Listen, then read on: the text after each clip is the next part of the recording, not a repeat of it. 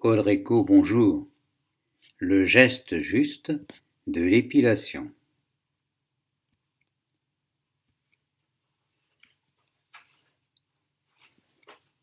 Votre réussite, encore une fois, ne dépend que de votre entraînement personnel.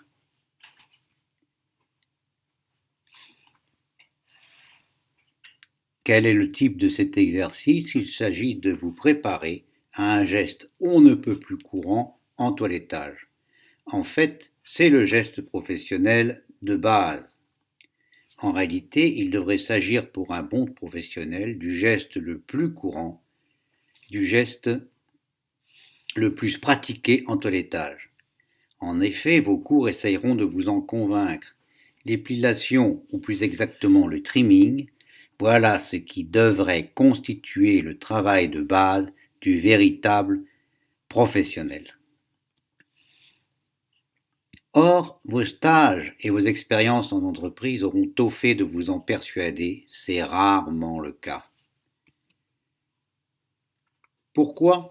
Une seule explication, le geste correct du trimming est très rarement maîtrisé.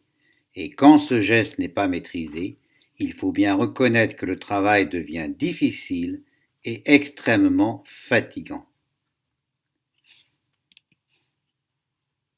Faites l'effort de comprendre, puis d'incruster dans votre mémoire gestuelle le geste correct.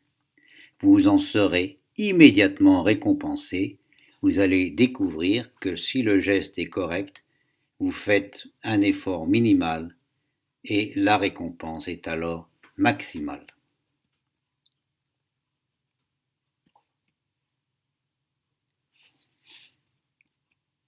La seule manière d'épiler, à la fois vite et bien, est de procéder à une sorte de réglage préalable de la longueur du pelage sur lequel on intervient. Il faut d'abord soulever le poil à l'aide du pouce, régler la longueur avec le pouce et le majeur, puis en remplaçant le majeur par l'index, épiler d'un geste vif à l'aide de l'index. Essayons de mieux expliquer. Vous vous apercevrez que nombreuses sont les personnes qui prétendent épiler sans régler au préalable la longueur du pelage. En fait, leur travail ressemble à une sorte d'épluchage plutôt qu'un véritable trimming. Et cela a une conséquence inévitable. Le travail se présente alors de manière irrégulière, avec des parties plus longues et d'autres plus courtes. Il faut sans cesse revenir sur ce que l'on a déjà fait pour arriver à une sorte d'égalisation, d'ailleurs toujours plus ou moins imparfaite. Obtenir du premier coup, en une seule fois, la longueur finale souhaitée, voilà ce que vous allez apprendre ici. La méthode que vous allez apprendre ici vise entre autres à éviter ce temps perdu. Un seul passage sur une zone, aucun retour en arrière nécessaire, la longueur souhaitée étant immédiatement obtenue du premier coup. Vous le comprenez, quelle économie de temps, quelle économie d'effort. Voilà pourquoi le temps que vous allez passer à cet apprentissage vous sera rendu non pas au centuple, mais peut-être 1000 fois. Bon courage.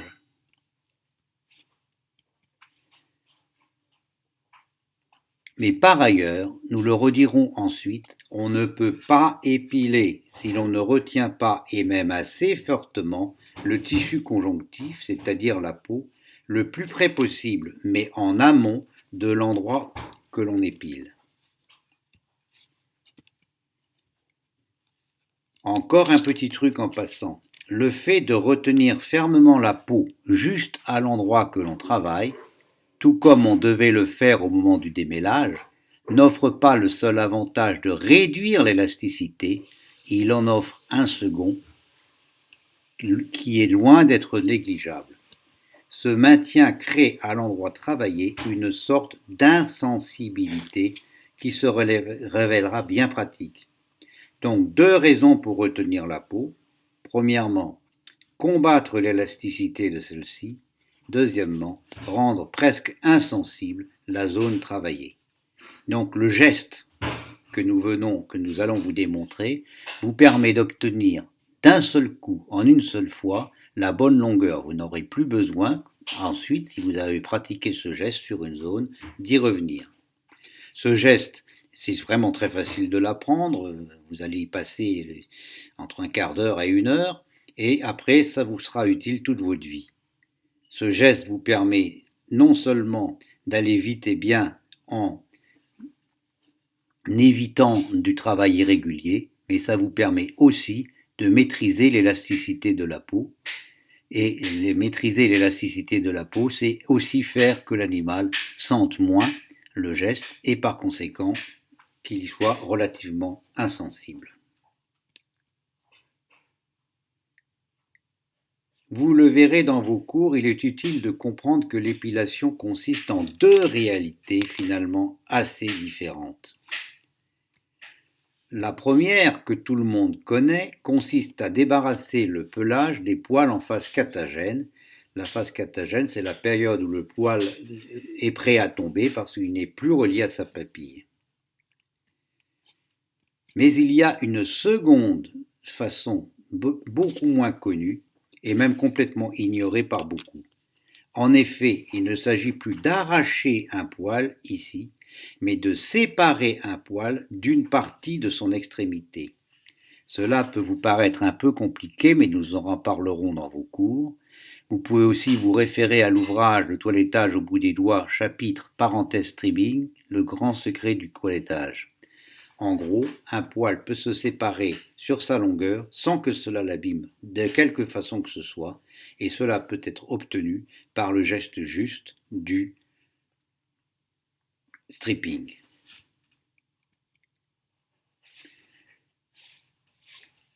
Ce qu'il faut, c'est bien comprendre ce geste. Donc pratiquer une dizaine de séances de 10 minutes, seul ou en groupe, en comptant en début de formation. Puis de manière régulière tout au long de la formation, à intervalles réguliers, reprenez quelques séances brèves pour être bien certain ou certaine d'avoir complètement assimilé ce geste et de ne pas commencer à prendre des défauts par rapport à ce geste. Il s'agit en réalité d'un geste en 3 temps, mais la manière la plus simple de le mémoriser est de le décomposer en 6 temps, et c'est ce que nous allons faire ici. Voyons d'abord le temps numéro 1. Le temps numéro 1 consiste à poser la main qui n'entraîne pas sur la table, le pouce étant placé au bord de la table, à une vingtaine de centimètres de celui-ci. Cette main reste fixe ensuite tout au long de l'exercice, mais prend un appui ferme sur la table. Temps numéro 2, on vient placer le pouce de la main que l'on entraîne 10 ou 15 cm en arrière de l'autre main, les autres doigts restant fermés.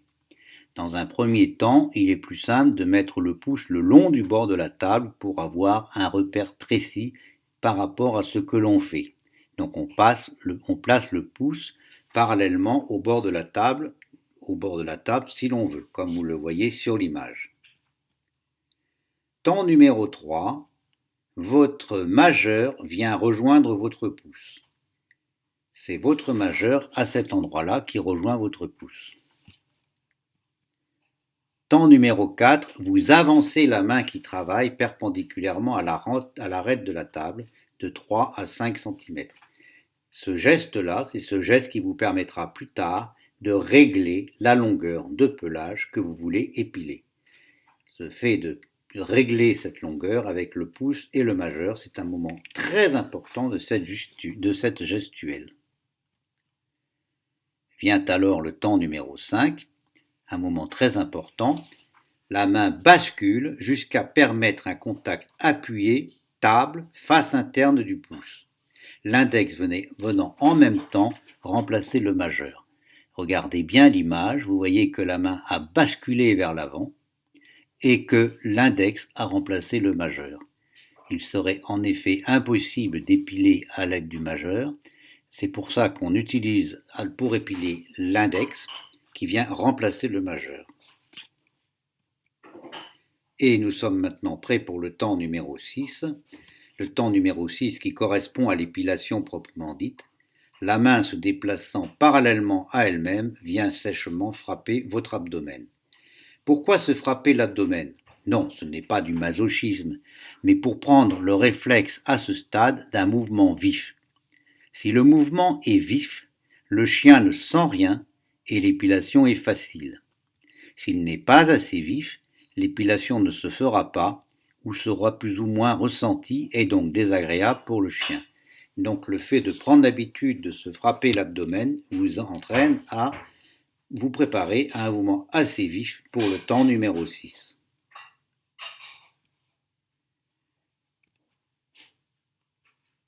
Revoyons cela. Temps numéro 1, je pose la main qu'on n'entraîne pas sur la table, le pouce étant placé parallèlement au bord de la table à une vingtaine de centimètres de celui-ci. Cette main reste fixe ensuite tout au long de l'exercice mais prend un appui ferme sur la table. Temps numéro 2, mon pouce vient se placer, le pouce de la main qui travaille vient se placer au bord de la table, comme vous le voyez sur la photo. Temps numéro 3, mon majeur vient rejoindre mon pouce.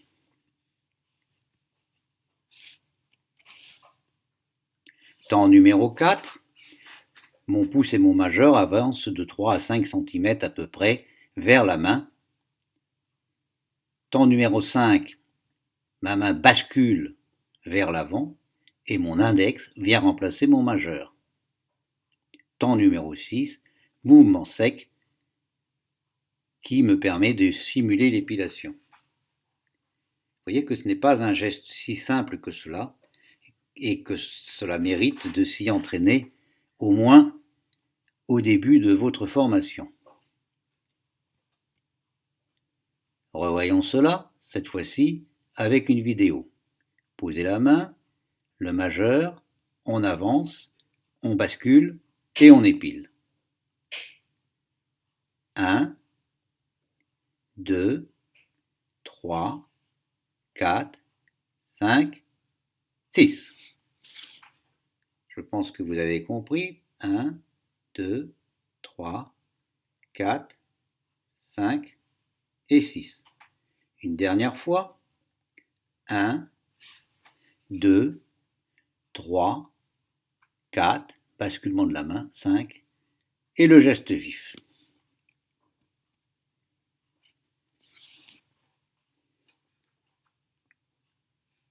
Les points clés. Il est important de bien saisir le geste auquel prépare l'exercice.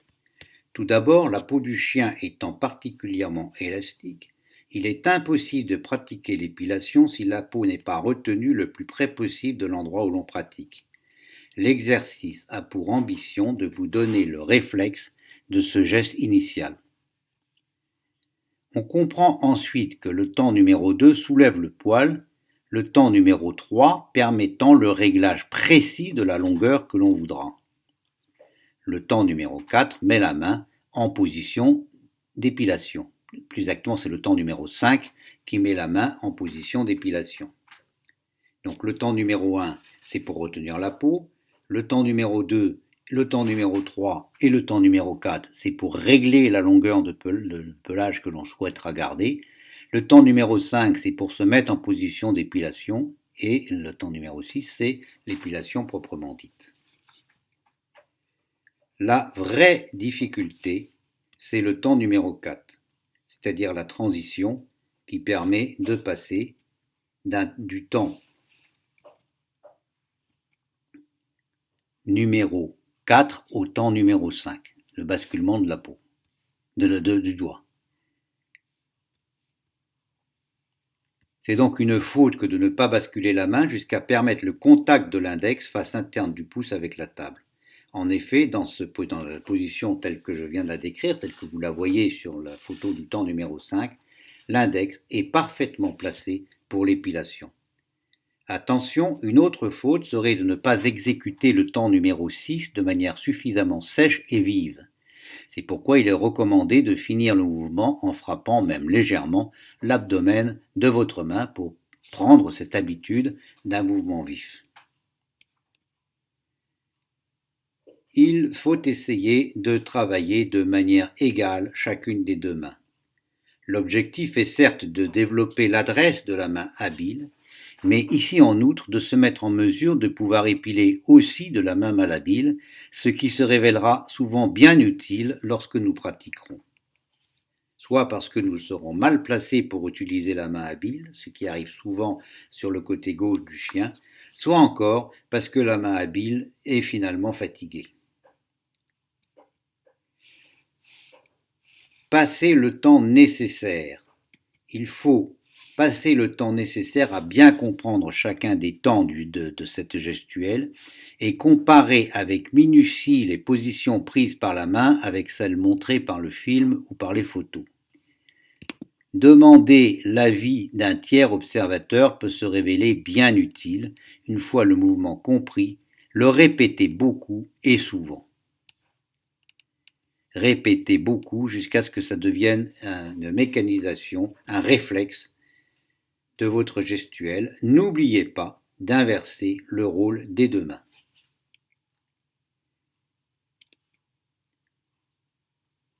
Nous vous avons donc démontré le geste juste du brushing. Nous vous remercions de votre attention et nous vous disons à bientôt.